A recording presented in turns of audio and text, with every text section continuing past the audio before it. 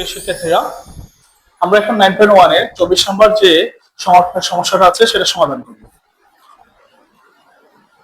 এই ম্যাথটা কিন্তু খুবই একটা গুরুত্বপূর্ণ ম্যাথ। তোমরা এটাকে টেস্ট হিসেবে ধরে নিতে পারো। আমরা 9.1 এর 6 নম্বর থেকে 6 নং সমস্যা থেকে মোটামুটি 24 নং সমস্যা পর্যন্ত আমরা চলে আসছি। মোটামুটি আমাদের বইয়ের পাঠ্য বইয়ের যতগুলো ম্যাথ ছিল তার সমাধান করে দিছে। এরপরে একটা সৃজনশীল আছে এবং কয়েকটা উদাহরণ আছে, আমাদেরকে প্র্যাকটিস করতে হবে। এরপরে এই অধ্যায়ের উপরে কিছু গুরুত্বপূর্ণ সৃজনশীল আছে, আমাদের প্র্যাকটিস করতে হবে। তোমরা সবসময় একটা কথা মনে রাখবে, যদি তোমরা বইয়ের পাঠ্য বইয়ের যতগুলা সমস্যা আছে সবগুলো সমস্যা ভালো করে বুঝো, তাহলে যে কোনো সৃজনশীল মোটামুটি আনসার করতে পারবে। তোমাদের যদি কনসেপ্ট গুলা ক্লিয়ার থাকে তাহলে ইজিলি আনসার করতে পারবে। বিভিন্ন সৃজনশীল বিভিন্ন ভাবে কি করে থাকে, মডিফাই করে দেওয়া থাকে। তো সৃজনশীল গুলা তোমরা কি করতে পারবে, বুঝতে পারবে। কিন্তু যদি তোমাদের পাঠ্য বইয়ে যেগুলা সমস্যাগুলো আছে সেগুলাই যদি তোমাদের কনসেপ্ট ক্লিয়ার না থাকে তাহলে কিন্তু তোমরা সেই সৃজনশীল গুলা করতে পারবে না। তা তোমরা কি করবা, বিভিন্ন ক্যালকুলেশনে গিয়ে বেঁচে যাবে। তার জন্য আমার পরামর্শ থাকবে, তোমরা পাঠ্য বইয়ের যে মূল যে কনসেপ্টগুলো আছে, কনসেপ্টটা আছে সেটা ভালো করে তোমাদেরকে আগে কি করতে হবে, ক্লিয়ার হয়ে নিতে হবে। তো দেখো, আমরা 24 নম্বর সমস্যাটা একটু সমাধান করব। এই কঠে মান দেওয়া আছে বি বাই এ হলে আমাকে a sine a minus b cos a divide by a sine a plus b cos a মান আমাকে বের করতে হবে, মানে তার মান নির্ণয় করতে হবে। তাহলে এটা দেওয়া আছে,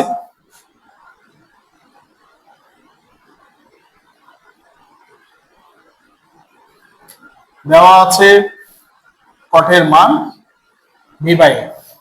একটা কথা আগে চিন্তা করবে, তার মান বের করতে বলেছে। একটু দেখে এখানে কি আছে, এখানে আছে সাইন আর কস। কঠের সূত্র কিন্তু আমরা মূলত দিতে জানি সূত্র। কঠের সূত্র একটা হলো 1/10 আর একটা হলো cos বাই sin। এখন মূলত আমি সূত্র কোনটা অ্যাপ্লাই করব? দেখো, যার মান আমাকে বের করতে বলছে সেখানে কি tan এর কোনো কিছু কাজ আছে? এখানে tan কে দেখা যাচ্ছে না, তাহলে আমার এখানে tan এর কোনো কাজ নেই। তাহলে আমি কঠের আরেকটা যে সূত্র আছে cos বাই sin, সেই সূত্রটা আমরা কি করব। তাহলে একটু দেখো, সমান আছে এই জায়গায় বা tan এর সূত্র cos বাই sin। কঠের সূত্র আমরা লিখলাম cos বাই কি sin, এখানে আছে b বাই a। একটু বড় করে লিখে দিচ্ছি। এখন একটু চিন্তা করো, উপরে cos a, নিচে আছে sin a, তারপর আছে b a। এখন তোমরা একটা কথা চিন্তা করে দেখো, এখানে এখানে sin এর আগে একটা এক্সট্রা একটা কি আসছে, a আসছে। sin এর আগে আসছে a, cos এর আগে আসছে b।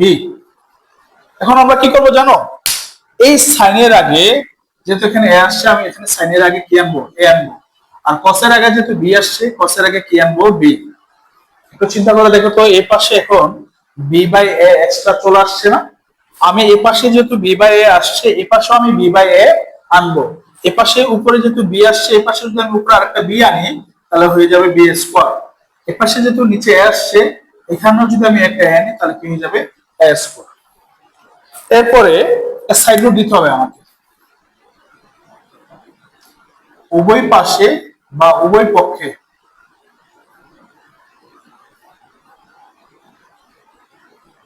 পাশে b বাই a দ্বারা গুণ করে বা উভয় পক্ষে লিখতে পারো। এরপর একটু দেখো, এই যে প্রথমে আছে a sin a minus b cos। প্রথমে কিন্তু a সাইনটা আছে, আমি যদি প্রথমে সাইন রাখতে চাই তাহলে আমাকে এই সাইনটা উপরে রাখতে হবে, কসটা নিচে রাখতে হবে। তাহলে আমি কি করবো জানো, এটাকে বিপরীতকরণ করে দিব। কোথায় দিব এটাকে, a sin a R b cosটা কোথায় চলে যাবে, নিচে। এই পাশে উল্টাই দিছি, সেম এই পাশে আমাকে উল্টা দিতে হবে। a স্কয়ারটা উপরে আর b স্কয়ারটা কোথায়, নিচে। এরপরে দেখো, এখানে মাঝখানে আছে মাইনাস, নিচে কি আছে, প্লাস। মাইনাস প্লাস মানে বিয়োজন যোজন করেছে, কি করেছে, বিয়োজন যোজন। আমরা বিয়োজন যোজন করব। দেখো, বিয়োজন যোজন করার নিয়মটা কি, এই যে উপরে সাইন এ আছে, উপরে সাইন একবার উপরে, আবার বসাবো আমরা নিচে। যেহেতু আমাকে মাইনাস এবং প্লাস বিয়োজন করতে হবে, যোজন করতে হবে, তাই উপরে বিয়োগ নিচে যোগ। তারপরে এই নিচে যেটা আছে বি কসে, সেটা একবার উপরে বসাবো আর একবার নিচে বসাবো। সেম ভাবে এই স্কোরটা একবার উপরে একবার নিচে, বিয়োজনের বিয়োগ যোজনের যোগ। নিচের বি স্কোরটা একবার উপরে বসাবো একবার নিচে বসাবো। তাহলে আমরা কি করেছি, আমরা করেছি বিয়োজন যোজন। পাশের সাইড নোটে লিখে দিবে যেহেতু বিয়োজন যোজন করে, তাহলে আমরা মান পেয়ে গেলাম। সুতরাং এ সাইনে মাইনাস বি কসে, এ সাইনে প্লাস বি কসে সমান এ স্কোয়ার মাইনাস বি স্কোয়ার, এ স্কোয়ার প্লাস বি স্কোয়ার। আমাকে এই অংশটা মান বের করতে বলছে, আমরা এটা মান পেয়ে গেলাম।